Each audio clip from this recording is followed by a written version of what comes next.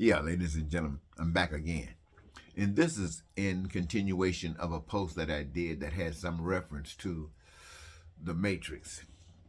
I was talking about a scenario about life, how it is really, the life that we experience every day, and how they use something in the Matrix. I'm sure you probably remember it, but they had a scene where you had some uh, individual like images, and these were in a dark cave where they had been all their lives. They've never lived anywhere outside of this cave, and they've been chained. And the only thing that they ever saw was silhouettes of themselves against the wall opposite them whenever enough brightness came through for that to occur. So all they ever knew existed was something else other than themselves that was on the other side of the wall that was a silhouette. You couldn't describe it any more than that. So that basically represents, to one degree, the society that we live in every day. The stuff that we go come every day. But on one of these particular days, someone came and loosened one of the characters to expose them to the light outside of the dungeon, whatever they want to call it. And as he was coming upstairs to get to the dungeon, out of the dungeon, he had to wait slow around so his eyes could adjust to the light. Now, when eyes got adjusted to the light, he started seeing stuff that he had seen images of on the wall, like themselves and yes, other structures that they had, birds where the people were. I'll explain that. Well, I don't have to explain that to you, but it happened. Images of birds and other things that happened on the outside world, outside of that dungeon, but they only saw uh, images of it. But now this one guy saw it in its fullness. He saw them doing what they were really doing. He saw their colors. He saw the thickness of them, the genuineness of them. And it was amazing. So what he had done, he had seen a different world, a magnificent world compared to the world that he was familiar with. So when they brought him back down, he was excited, and he started telling these other guys who were still chained up to the world the way they knew it, telling them about this world. And he was, to them, was the biggest fool because they couldn't see anything. They can't even imagine what he was talking about.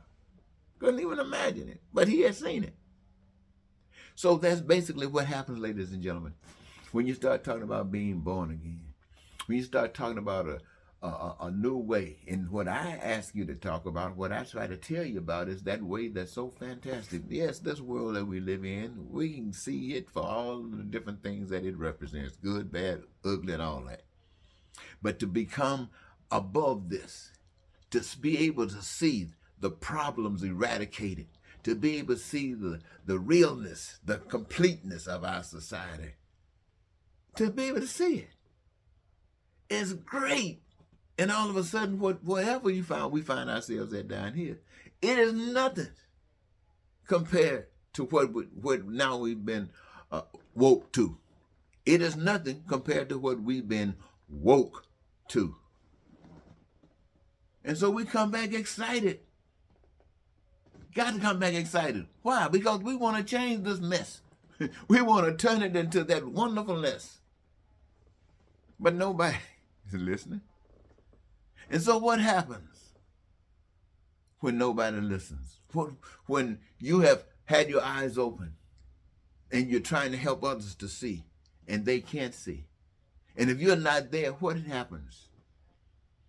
It's like taking the blue pill.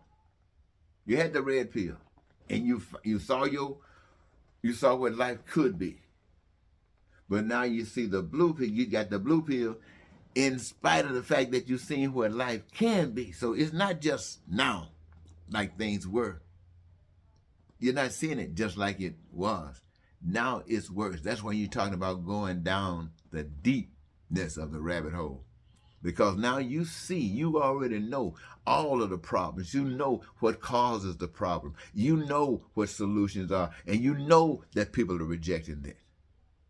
So, I mean, you in hell. You in hell. To have your eyes open like that and to be here, can't do anything, that's hell. This is why the challenge is, ladies and gentlemen, is that you have to have your eyes open to live. And if you don't have your eyes open, you're going to just be normalized as slaves. And if you have your eyes open and don't do what you're supposed to do, what you're given to do, to where your joy is, and that is in lifting up the newness of life, you are down in the pits of hell, which is utilized supposedly to turn you around like the prodigal son and come back out of there. Come back out of that bull.